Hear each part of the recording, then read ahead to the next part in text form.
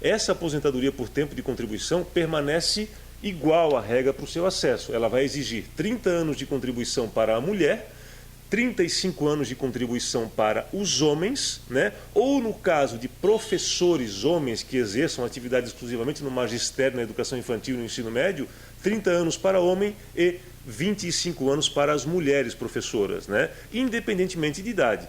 A idade é um fator relevante com o tempo de contribuição para determinar se o benefício vai ter a aplicação dessa fórmula do fator previdenciário ou não. Né? Se hoje você tem 60 anos de idade e 35 de contribuição, não é porque você tem 60 anos de idade que você pode se aposentar, é porque você tem 35 de contribuição, que é o que a lei exige. Sim. Só que nesse caso, como você vai, homem, somar 95, você não terá a aplicação da fórmula do fator previdenciário, que reduz o valor do benefício. Então, essa fórmula 95-85, ela está relacionada ao valor, ao cálculo do benefício, e não ao acesso ao benefício.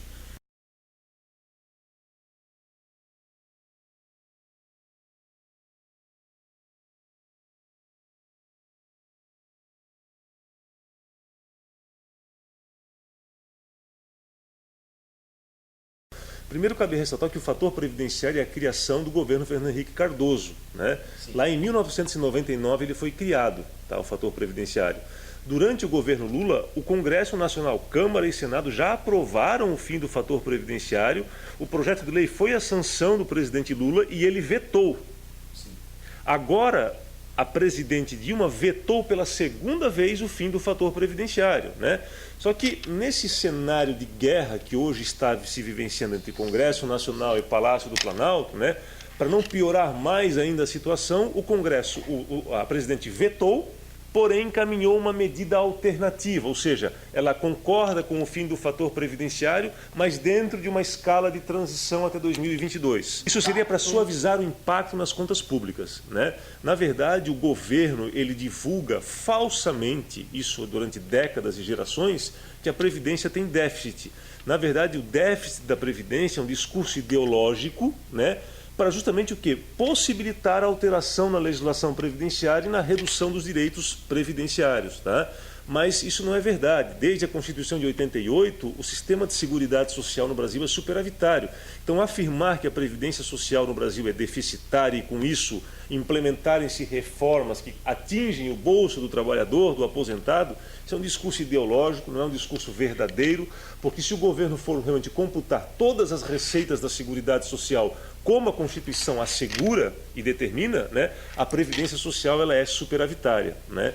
Quando a gente analisa o artigo 195 da Constituição Federal e a Lei 8.212 de 91, que tratam das receitas da Seguridade Social, nós vamos verificar na prática que a Previdência, a Assistência e Saúde, que formam um conglomerado chamado Seguridade Social, arrecadam muito mais do que pagam em benefícios. Então, a questão do superávit da Previdência é uma informação verídica, provada cientificamente.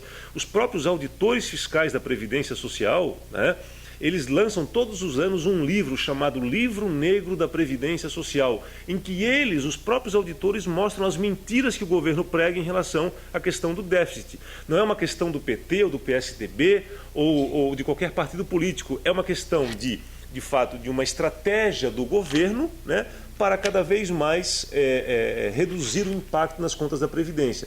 Eu não estou dizendo, Giovanni, que a Previdência não precisa de reformas, né? Claro que a população tem envelhecido, né? A taxa de natalidade ela tem reduzido, que o nosso mecanismo previdenciário é um mecanismo em que os atuais contribuintes financiam os atuais aposentados. Sim. E essa pirâmide tem mudado gradativamente ao longo dos anos, né? Nós estamos, o perfil do país está mudando, né? Então, dentro desse contexto, nós verificamos, sim, de fato, há necessidade de ajustes e reformas. Agora, com a Constituição de 88, as empresas nesse país foram excessivamente oneradas em relação à Previdência. Hoje, um empregado não custa R$1.000, ele custa R$2.000 por empresa. Por quê? Em razão dos encargos sociais previdenciários, exatamente.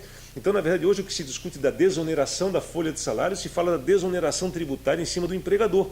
Porque quando a gente analisa todas as fontes de receita da Seguridade Social, COFINS, contribuição social sobre o lucro líquido, PIS, cota patronal previdenciária, seguro de acidente de trabalho, antiga CPMF, né? Receita de concursos de prognósticos, nós estamos falando em centenas de bilhões de reais que ingressam nos cofres da Previdência, da Assistência Social e da Saúde, mas que o governo acaba dando uma outra destinação e uma outra contabilização, fazendo parecer, né, que a Previdência é deficitária, quando na verdade a Previdência no Brasil ela é superavitária.